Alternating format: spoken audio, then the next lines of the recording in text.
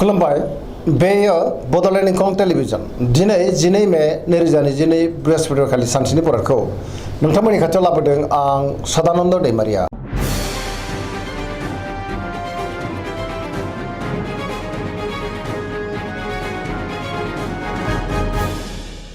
सिगां फरायनो लादों मेष राशि गिबि हांखो अ ल।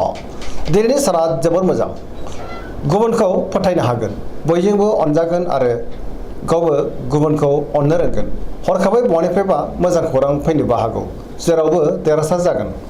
मावनो हानाय खामानिखौ थि समावनो आरो गोरलैयैनो मावफुंनोबो हागोन। गोसोखौ जोबोर गोजोननायबो मोनगोन। देहाया दिनै मोजाङै थागोन, नाथाय अब्लाबो जानाय लोंनायाव सांग्रां जानाया गाहाम। रांखावरियाव जोबोर मोजां होनजायो। गोबां धोन आरजिनोबो हागोन। मोननो गोनां धोनखौबो दिनै मोननो हागोन। आयाबो बांगोन। बेफार फालांगियाव मोजां मुलाम्फा मोननो हागोन। सोरबा लोगोनि हेफाजाबखौ थोजासे मोनगोन। न'खराव दिनै अनलायनाय फैगोन। बिमा बिफानि अननाय आरो बोरखौ दिनै मोननो हागोन। बिदा फंबायजोंबो मोजां सोमोन्दो थागोन। बहाबा थांनांगौब्ला दिनै जोबोर मोजां आरो मोजाङैनो हान्थिनोबो हागोन। गुबुननि गोसोखौ गोरलैयैनो बोनो हागोन। गोसोनि बोलोआबो बांगोन। समाजाव मान मोनगोन। लाइमोनफोरा जोबोर रमान्टिक जागोन आरो गावबा गावनि गोसोनि साननायफोरखौबो फोरमायलायनो हागोन। बहानिफ्रायबा मोजां खौरां फैनोबो हागौ। फरायसाफ्रा दिनै फरायनायाव गोसो दुंखांगोन आरो मोजां फिथाइ मोनगोन।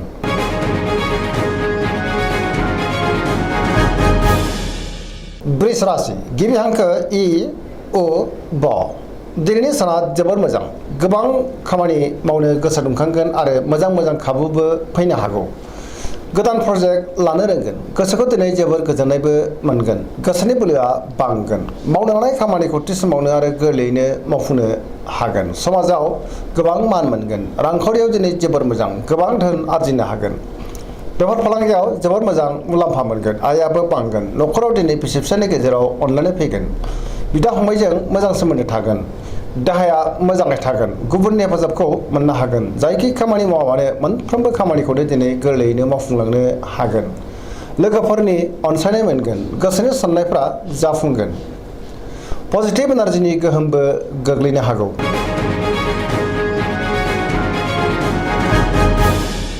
मिथुन राशि गिबि हांखो क स। दिनैनि साना जोबोर मोजां। गोसोनि बोलोआ बांगोन। सोरनिबा सायाव दिनै गोबां अननाय फैगोन। गोसोखौ जोबोर गोजोननायबो मोनगोन। गोसोआ जोबोर रमान्टिक जागोन। देहाया मोजाङैनो थागोन। रांखावरियाव दिनै जोबोर मोजां होनजायो। गोबां धोन आरजिनो हागोन। बेफार फालांगियाव गोबां मुलाम्फा मोननो हागोन आरो जोबोर मोजां। न'खराव बिसि फिसायनि गेजेराव अनलायनाय फैगोन। बिदा फंबायजों मोजां सोमोन्दो थागोन। समाजावबो मान मोननो हागोन। गोसोनि बोलोआ बांगोन। मावनो हानाय खामानिखौ थि समावनो आरो गोरलैयैनो मावफुंनोबो हागोन। सिगांनि बबेबा आद्रा खामानिखौबो दिनै मावफुंनो हागोन। सोरबा लोगोनि हेफाजाबबो मोनगोन। सोरजोंबा बाख्नाय जानोबो हागौ। गुबुनजों मोजां सोमोन्दो लाखिनो रोंगोन। लाइमोनफोरनि गोसोआ दिनै जोबोर रमान्टिक जागोन आरो गावबा गावनि गोसोनि साननायफोरखौबो फोरमायलायनो हागोन। पजिटिभ एनार्जिनि गोहोमबो गोग्लैगोन।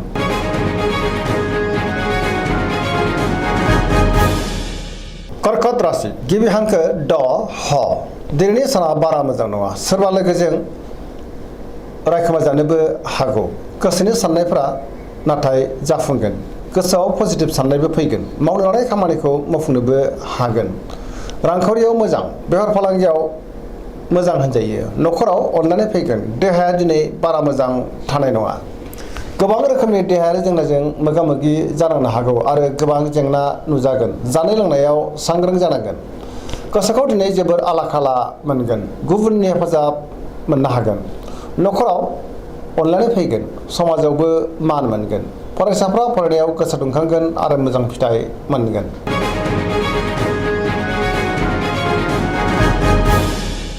सिंह राशि गिबि हांखो म ट।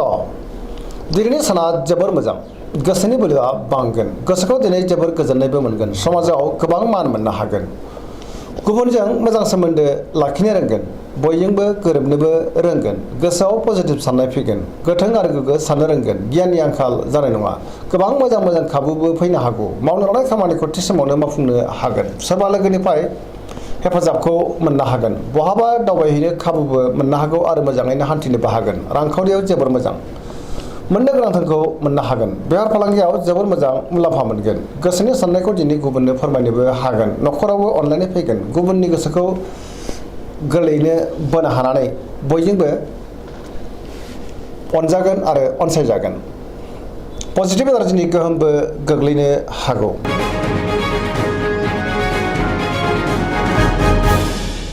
कन्या राशि गिबि हांखो प ट दिनैनि साना जोबोर मोजां।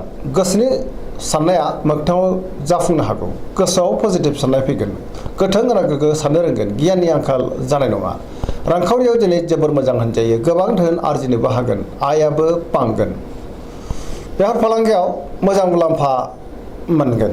देहाया दिनै मोजाङै थागोन। अब्लाबो नाथाय जानाय लोंनायाव सांग्रां जानाया गाहाम।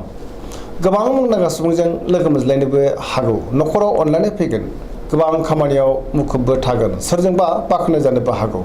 गोसोखौ दिनै जोबोर गोजोननाय मोनगोन। पजिटिभ एनार्जिनि गोहोमबो गोग्लैगोन। गुबुननि थाखाय गोबां मोजां खामानि मावनानै होनोबो हागोन। बयजोंबो अनजागोन आरो अनसायजागोन।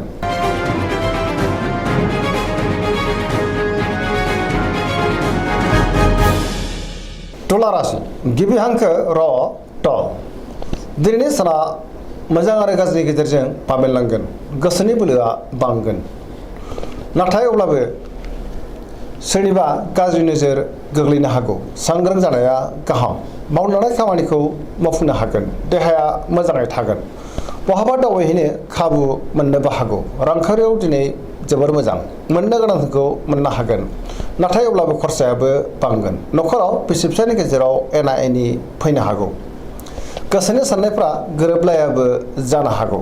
समाजाव मान मोनगोन। बेफार फालांगियाव मोजां होनजायो। गुबुननि गोसोखौ बोनो हागोन। लोगोफोरनि हेफाजाब लानांगोन। माबा मोनसे बेसेन गोसा मुवाबो मोननो हागौ। गोदान थांखि लानो रोंगोन। लाइमोनफोरनि गोसोआ जोबोर रमान्टिकबो जागोन।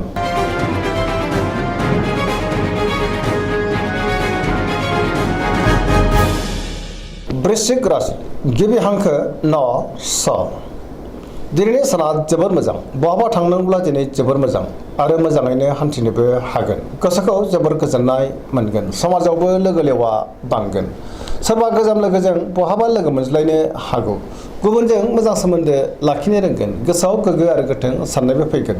मावनो लानाय खामानिखौ थि समावनो आरो गोरलैयैनो मावफुंनोबो हागोन। बहानिफ्रायबा मोजां खौरां फैनोबो हागौ। गुबुननिफ्राय थोजासे हेफाजाबखौबो मोननो हागोन। गोसोनि साननाया दिनै जाफुंगोन। गोसोनि बोलोआबो बांगोन। समाजाव मान मोननो हागोन। न'खराव अनलायनाय फैगोन। रांखावरियाव दिनै जोबोर मोजां। गोबां धोन आरजिनो हागोन आरो मोननोबो हागोन। नाथाय अब्लाबो खरसायाबो बांगोन। बेफार फालांगियाव मोजां मुलाम्फा मोननो हागोन। देहाया मोजाङै थागोन। गुबुननि हेफाजाबखौबो मोननो हागोन। फरायसाफ्रा दिनै फरायनायाव गोसो दुंखांगोन आरो मोजां फिथाइ मोनगोन। लाइमोनफोरा जोबोर रमान्टिक जागोन आरो गावबा गावनि गोसोनि साननायफोरखौबो फोरमायलायनोबो हागोन। पजिटिभ एनार्जिनि गोहोमबो गोग्लैगोन।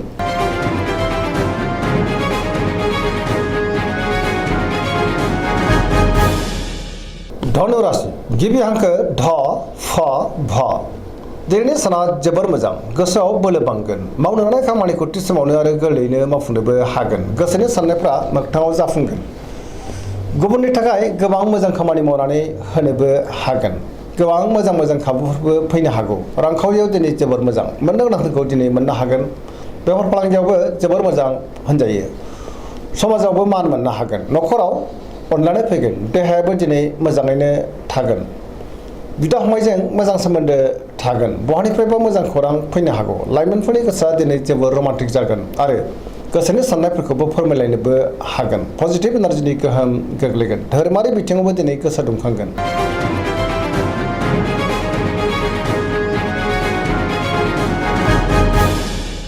मकर राशि गिबि हांखो ख ज दिनैनि साना जोबोर मोजां। गोसोखौ दिनै जोबोर गोजोननाय मोनगोन। गुबुननि गोसोखौ गोरलैयैनो बोनो हागोन। गुबुनखौ मान होनो रोंगोन। गोसोनि साननायफ्रा जाफुंगोन। सिगांनि बबेबा आद्रा खामानिखौबो दिनै गोरलैयैनो मावफुंलांनो हागोन। रांखावरियाव जोबोर मोजां। आयाबो बांगोन। नाथाय अब्लाबो खरसायाबो बांगोन। मोननो गोनांखौबो दिनै मोननो हागोन। बेफार फालांगियाव जोबोर मोजां मुलाम्फा मोनगोन। गुबुनजों मोजां सोमोन्दो लाखिनो रोंगोन। मावनो लानाय खामानिखौ थि समावनो मावफुंनो हागोन। गोदान खामानियाव दिनै आखाइ होजेननोबो हागोन। न'खराव बिसि फिसायनि गेजेराव अननानै फैगोन बिदा फंबायनिफ्राय हेफाजाबखौबो मोननो हागोन लाइमोनफोरनि गोसोआ दिनै जोबोर रमान्टिक जागोन आरो गावबा गावनि गोसोनि साननायफोरखौबो फोरमायलायनो हागोन गुबुनजों मोजां सोमोन्दो लाखिनो हागोन।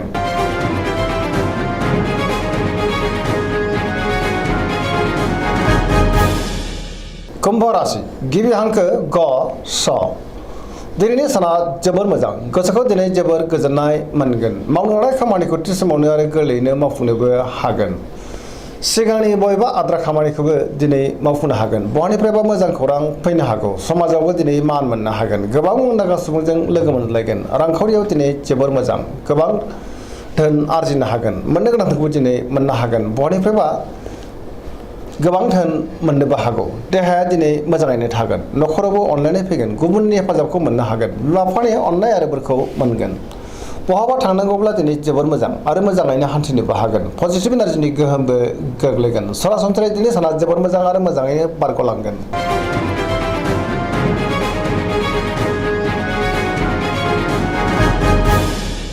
मीन राशि गिबि हांखो ड स दिनैनि साना मोजां आरो गाज्रिनि गेजेरजों बाबेलनांगोन गोसोआव नेगेटिभ साननाय फैनो हागौ सोरनिबा सायाव रागा जोंफ्लांनोबो हागौ गोबां मोजां खाबुफोरा गोमानोबो हागौ गोसोनि बोलोआ लोरबां जागोन गावनि गोसोनि साननायखौ नाथाय गुबुननो फोरमायनो हागोन देहाया मोजाङै थागोन अब्लाबो नाथाय जानाय लोंनायाव सांग्रां जानाया गाहाम रांखावरियाव मोजां नाथाय अब्लाबो खरसायाबो बांगोन बेफार फालांगियाव मोजां होनजायो न'खराव बिसि फिसायनि गेजेराव अनलायनाय फैगोन सोरजोंबा बाख्नाय जानोबो हागौ लाइमोनफोरनि गोसोआ दिनै जोबोर आला खालाबो जानो हागौ नेगेटिभ एनार्जिनि गोहोमबो गोग्लैनो हागौ। दिनैनि राशि फरायनाया एसेनोसै जोबनायाव बेखौनो खावलायो जाहाथे नोंथांमोना सानफ्रामबो जोंनि बे बड'लेण्ड इंखं टेलिभिजनखौ नायबाय थायो आरो साबस्क्राइब खालामो लोगोसे लाइक खालामो आरो शेयार खालामो एसेनोसै गोजोन्थों।